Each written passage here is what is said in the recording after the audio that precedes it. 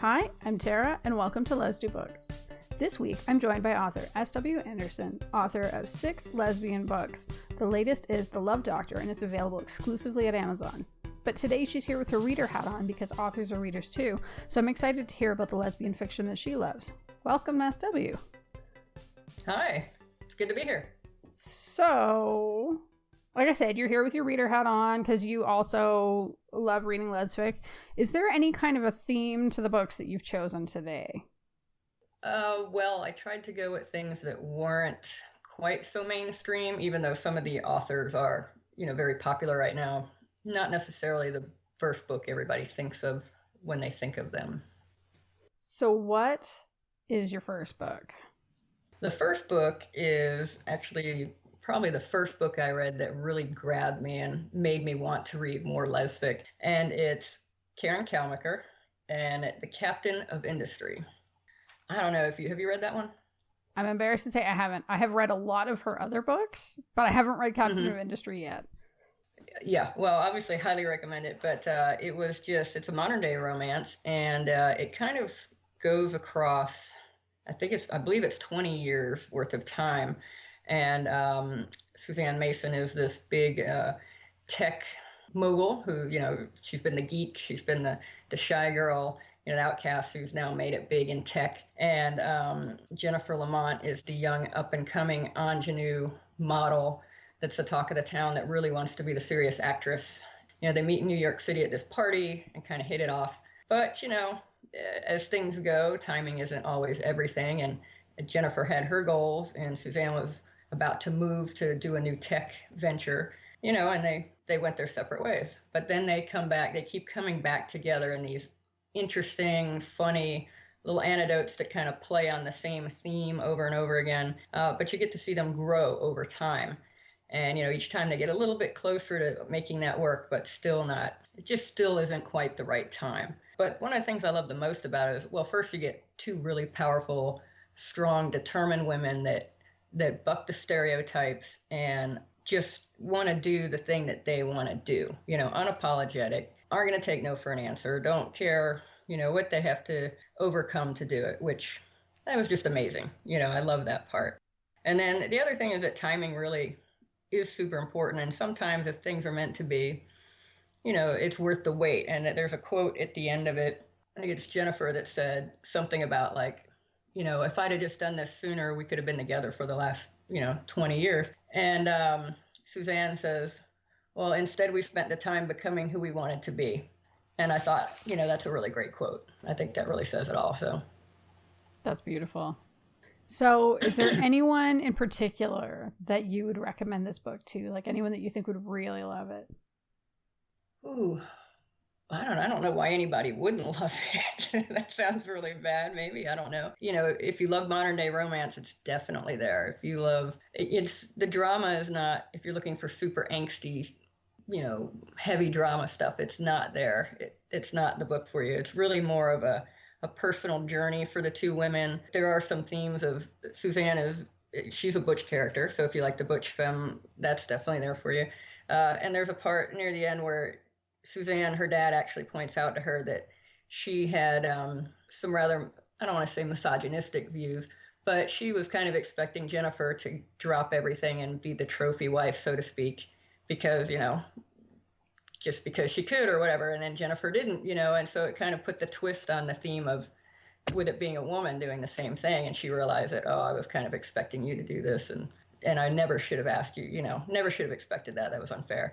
And so it kind of gives you a lot of everything. But the drama is low key, but enough. The chemistry is amazing. Like the time together with them is just really great. Yeah, I think anybody would love it if you love a good romance.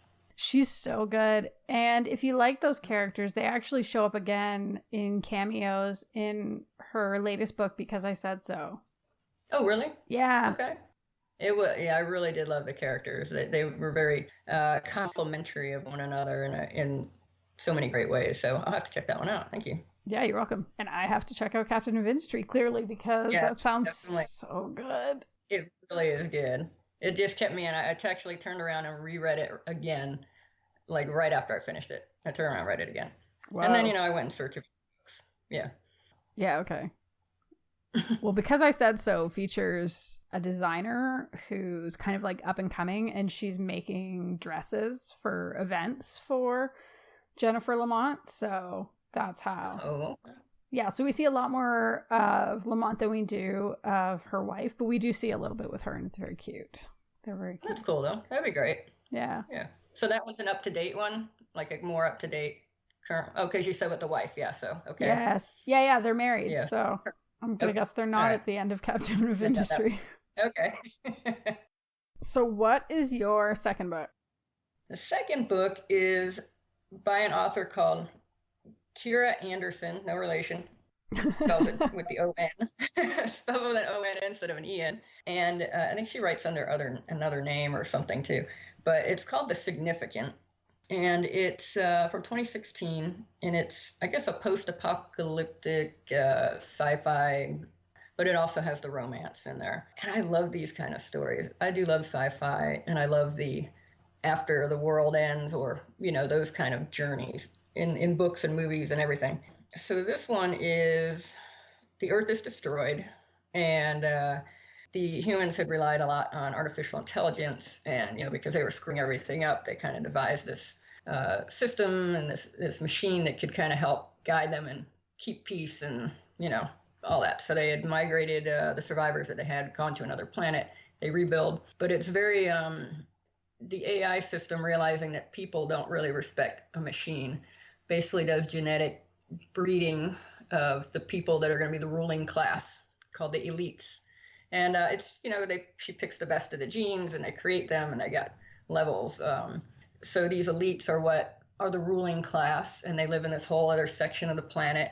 And then outside that section is basically like the most rundown of areas, and it's where everybody else lives, and there's sickness and you know, there's plagues and gangs and drugs, and, you know, and they look at that wall and aspire to take down the elite, so to speak, and try to bring back humanity.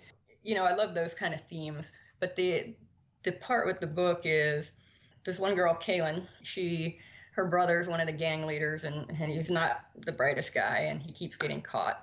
And so she wants to bail him out of the prison.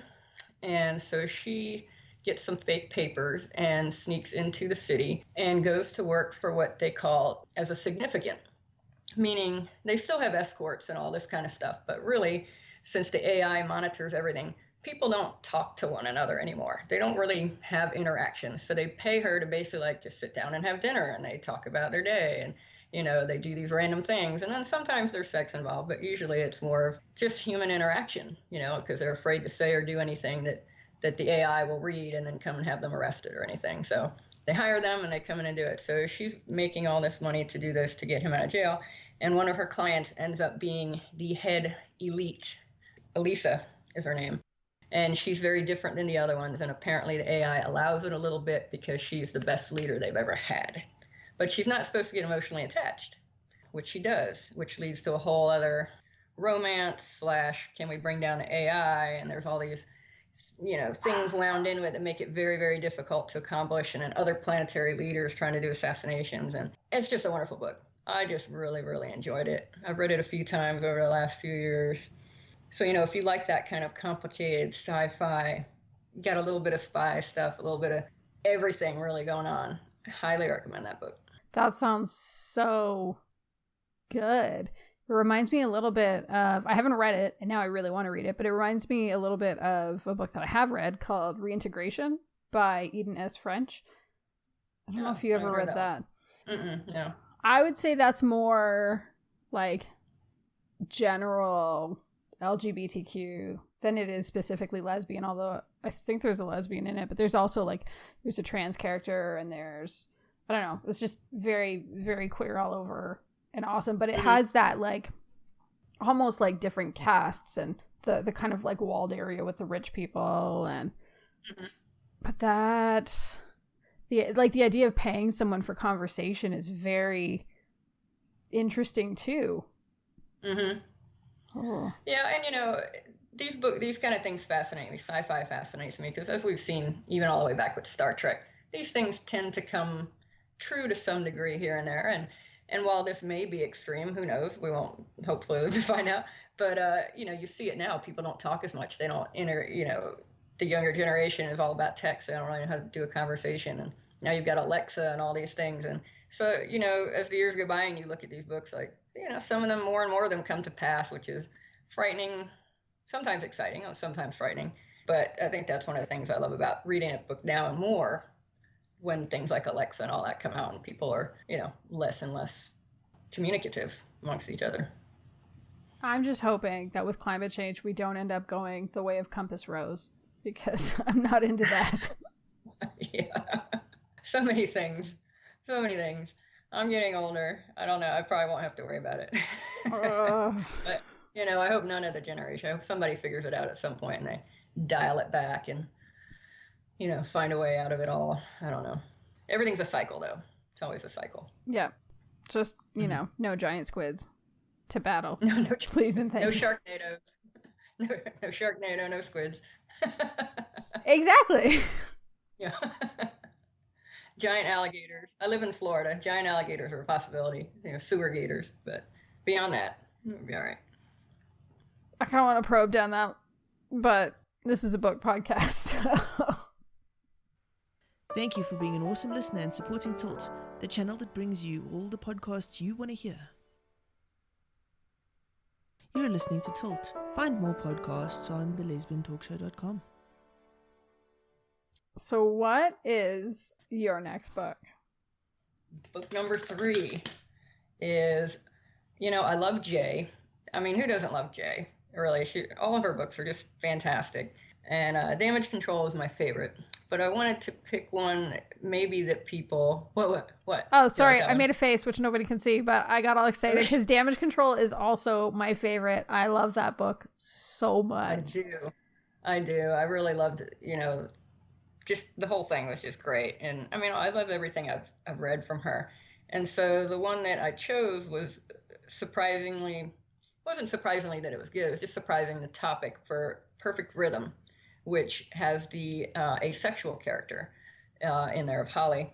And it's not a topic I was versed in at all, which, obviously a lot of people aren't. And, so it was just really well done and amazingly educational, not in a instruction book kind of way. But like by the time you get done with it, you're like, oh, and then I actually Googled some other things and, kind of got myself educated about it. But in that, you also get a really great romance and a really great journey of self-discovery between, some characters. And so, yeah, Perfect Rhythm from Jay is my next one. So the little synopsis is Leo. I can never say the full name right, like Leodine or something. It's a really long name, but Leo is what she goes by, and she's a small town girl who turned international pop star, traveling the world, living it up, but finding she's not quite so happy with that anymore. She's kind of burnt out, not doing the music true to her heart, but, she's stuck in it. She's wrapped up in it, and there's all these demands. But her father rather, has a stroke, and she comes back home.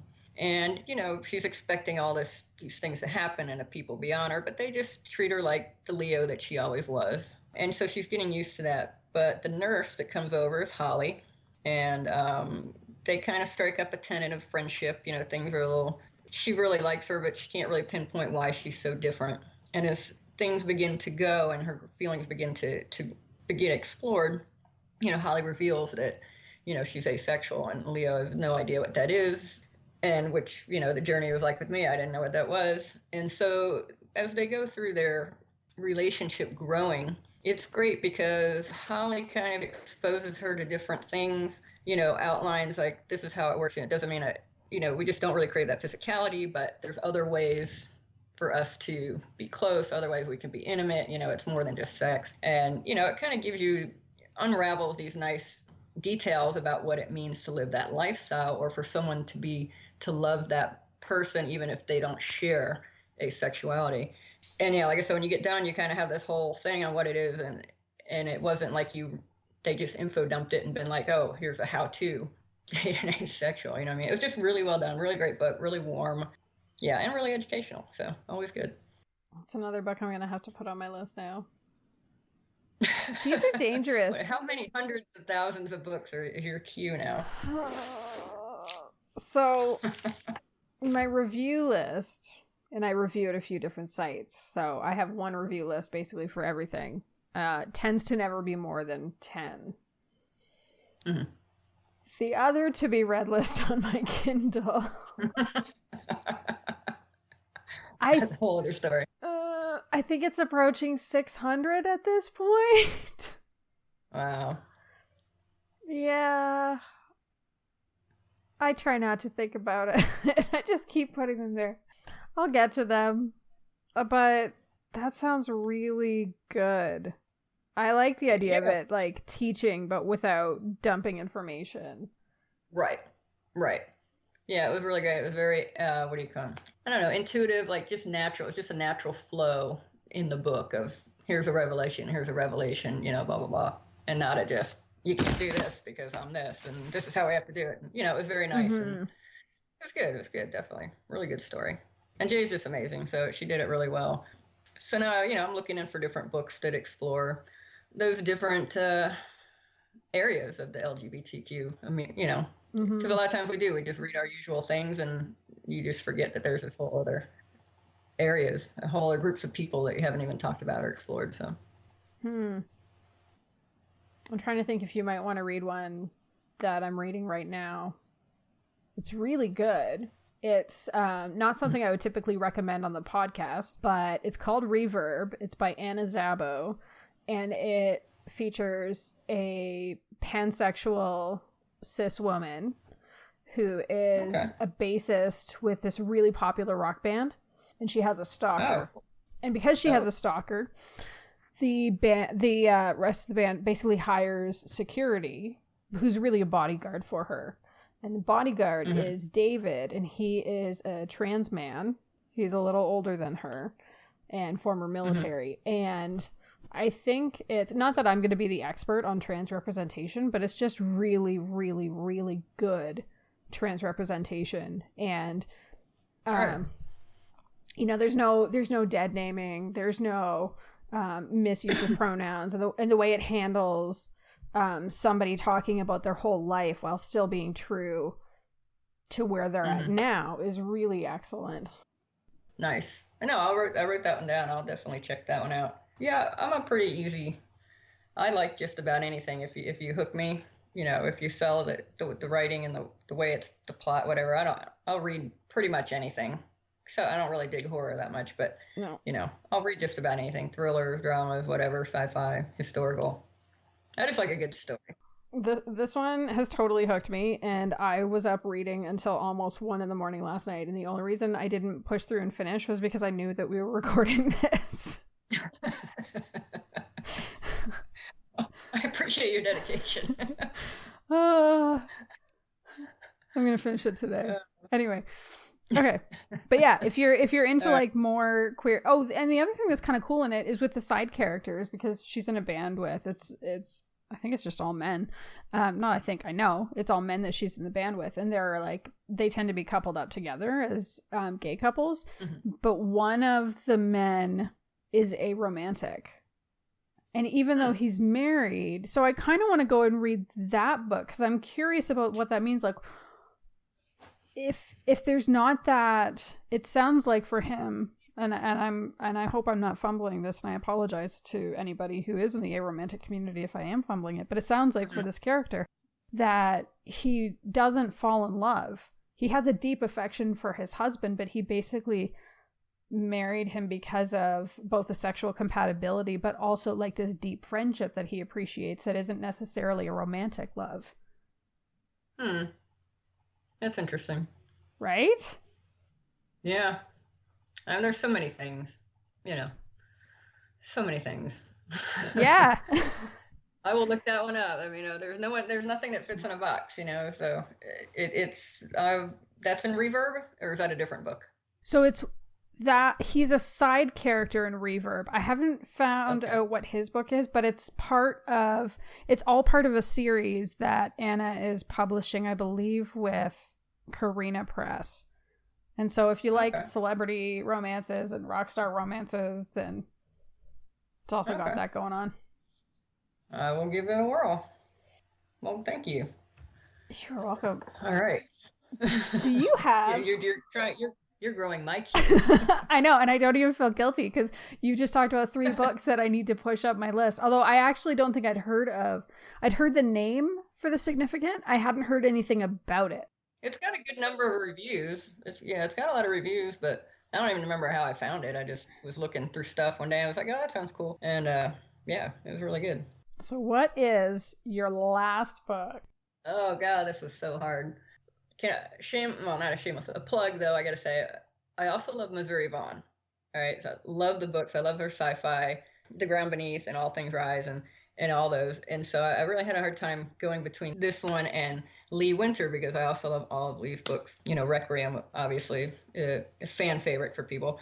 But I went with Breaking Character from Lee Winter because I think first off, I think she's mentioned a few times that she was really nervous about writing this one. She wasn't sure how it went. You know, she's been doing those other darker themed ones and stuff. So, and it's I really just adored it. I just fell in love with it to the point that my wife and I were at Lowe's looking at ceiling fans, and they have a brand called Hunter, and it says Hunter fans, and I just started laughing, and I had to tweet Lee and said, my wife totally didn't get why I was cracking up because that was her ship name for the TV show that they're on. So it was just a great book. The chemistry is amazing, you know, and I guess it's technically an Ice Queen romance because she likes those. I've gotten into arguments with Sheena about this because I actually don't think she's an ice queen, which maybe isn't fair. And then we joked about something called the Winter Scale, which is like, how icy is that ice queen?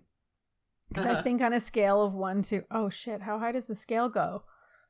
Well, I can't remember that part, but say if it's like a 1 to 5, then I would call her like a 2 at best. Because if you compare her to, I can't believe I'm doing this with you. I'm sorry.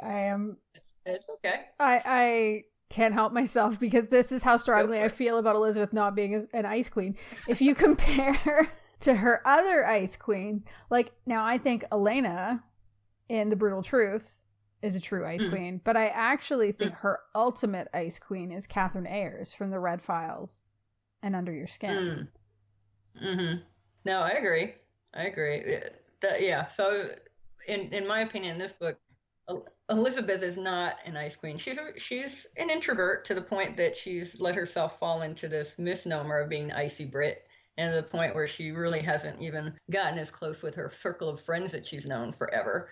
But the ice queen in the book really is her mentor, Grace. To me, I mean, just the complete, she's the one that doesn't care about anyone, will step on everyone, including Elizabeth. And, it's all about her. She's the ice queen in the book, even though she's not the main character. But she kind of is a main character because she governs this whole why Elizabeth is what she is right now when she meets Summer. So, there's an ice queen, and she's a total bitch. I love that you said that. That didn't come up in our debate about it, but I think you're 100% right. Because I think we tend to think of ice queens as like, is it one of the leads who's falling in love? Mm-hmm. But Grace is 100%. I mean, possibly also a sociopath, but definitely an ice queen. Yes. Yeah, she totally is, and to the point where she's manipulated Elizabeth's feelings for her all these years. And now Elizabeth's this kind of mess who stays within herself. And then along comes Summer, whose name says it all. Beautiful, young, smart, not naive at all. She's very intelligent, but just so happy, unabashedly open, and she just is who she is, and she's fine with that. And that dynamic just knocks Elizabeth on a loop, that how anyone can be that way, because she just lives in this fear of everything, and everything's so restrained. And Summer's just like, oh, hey, let's go take pictures of this. Let's go grab a burger, or let's go sit and watch the sun go down. And she's like, what? I haven't even been outside my house in 7 years besides going to the studio, So yeah, it's a great warm story, and watching Summer unravel her Elizabeth, even when they, get together at the end, there's still that dynamic of Summer's open and free, and Elizabeth more open and free, but it's always got that little hint of restrained something to her. Just a ton of fun. The characters were so likable. I just love the story. So that was the book from Lee that I chose, even though I adore all of her stuff, so. It's a great choice. It's such a fabulous book. So, I'm going to go back to the Missouri Vaun thing because I can. And even though you came prepared to talk about 4 books, if you had to pick just one Missouri Vaun book, especially for people who haven't read her before, what would you pick? Because she writes you're right. She writes fabulous sci-fi, but she also writes really beautiful contemporary romances. She does. She really, and I like diversity. That's one of the things I also like that Lee has shattered that comic hero type of book. And then Missouri, same thing. It's got a wide range of everything. And I just want to make sure, because I get these two titles confused all the time from Missouri's series. I think the one I liked the most was All Things Rise, because I do like sci-fi. And again, it's a post-apocalyptic type thing where there's people that live down on the earth, but there's people that live in the sky. And the sky people actually don't really have a clue what's going on Earth, that, it's all been destroyed. People shouldn't be able to live there. Bad things happen down there. And then, there's the plane crash, and, she's in the military when the plane crashes, and then she gets saved and has to live on that planet for a little while. And it's really super basic. It's like the old days. There's farming and no, high tech, nothing. And the people do everything the simple way of life, and it's this whole revelation and this whole journey of, well, now, you have to decide. You go back up to Skyland, when they come and find you, what do you do? How do you evolve? And I don't know, it's just a great book. There's another one that kind of goes with that one. What is it? The Ground Beneath is also, they have some characters that intertwine between them, but I liked All Things Rise better for whatever reason.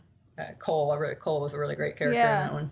And then I think The Time Before Now is kind of like a prequel, isn't it? Yeah. Mm-hmm. Yes. Yeah. There's a series of them that kind of explore that universe of things, the sky world and the whole Earth down there that's completely been, stripped down bare. But all the characters are great. Her writing's just so warm. It's just so easy and natural. Plus, it's always got cool artwork because, she's just fantastic. She does her own artwork. Well, I don't think she does the covers, but she's got that artistic eye from all the other things she does. And I just love the covers on them as well. They're really catchy, not your traditional just Photoshop type stuff, which I like better for sci-fi stuff. I like when it kind of goes outside the box a little bit, or, sketches, something more futuristic-y. So I'm with you. She's fabulous. Okay, that's a lot of books. So if anybody was looking to beef up their reading list, I think we helped them out.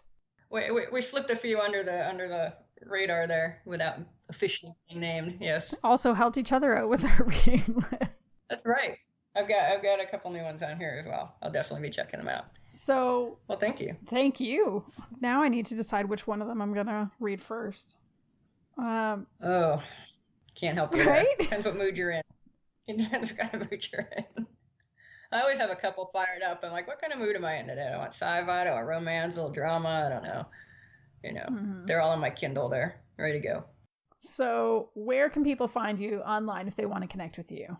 Well, my website is SW Andersen, spelled Andersen. Okay, SWAndersenWrites.com. That's got access to all my social media. Facebook, there's a fan page for SW Andersen. On Twitter, it's SW_Andersen. You can find me there. I'm on Twitter a lot more than Facebook, but I do my best to answer emails and anything else. That is all for this episode. Thank you so much for joining me. Thank you. This was fun. So, I'm Tara, and you've been listening to Let's Do Books. You can email me at tara@thelesbianreview.com with your questions or comments, or if you're an author who's interested in joining me on the show to talk about the lesfic you love or the trends that have you interested, please let me know. If you've enjoyed this episode, please check out the show notes where you'll find a Patreon link for The Lesbian Talk Show, or visit patreon.com/thelesbiantalkshow. Patrons get exclusive content like bonus podcasts and author interviews that no one else gets access to. To find this and many other great shows, all you need to do is search for The Lesbian Talk Show on iTunes, Podbean, Stitcher, or Spotify.